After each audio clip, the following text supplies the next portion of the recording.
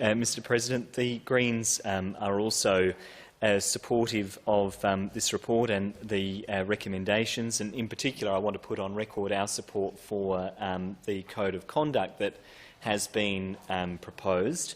And I recognise, as the Leader of the Government and the Leader of the Opposition have done, that this has come out of a multi-party committee process, but it should be noted, Mr President, that it wasn't a committee that involved active participation from the Greens, and it has always been our view that when you are developing a code of conduct, that it's important to include penalties, to ensure that we have something in place that has real teeth, that the community can have faith in, and that members of this place can have faith in, and that the staff that work in this building can have faith in.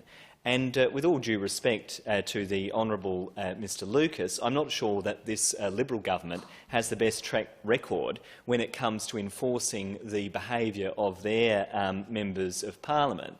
I mean, this is the party that said let's not progress any investigation into the alleged conduct of Sam Jallook.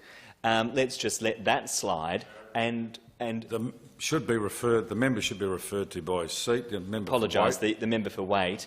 Let's just let that slide, and let's instead exhibit such a failure of leadership that it's over to the member for Waite to announce that he's going to run as an independent, because nobody in the Liberal Party hierarchy had the courage to move to disendorse him.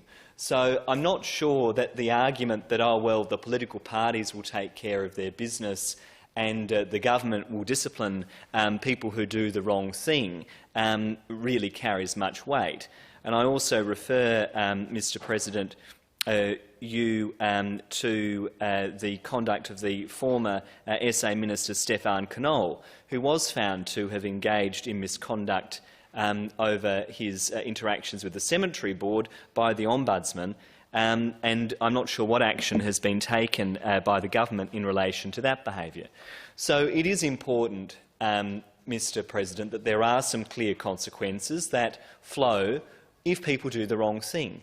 That is the case in any other workplace here in the state of South Australia, and that is what the community expect of this workplace.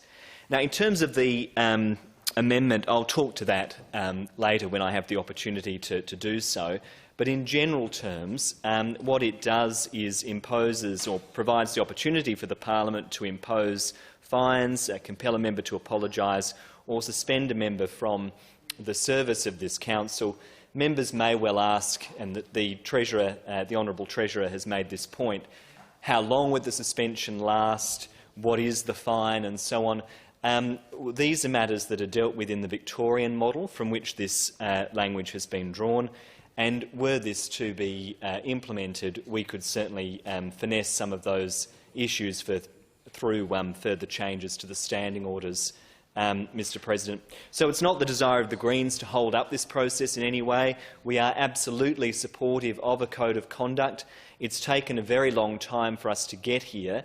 And with that in mind, we do think it's appropriate that we ensure that any code of conduct we put in place has real teeth and that ensures that there are real consequences that flow to those few bad apples that do the wrong thing.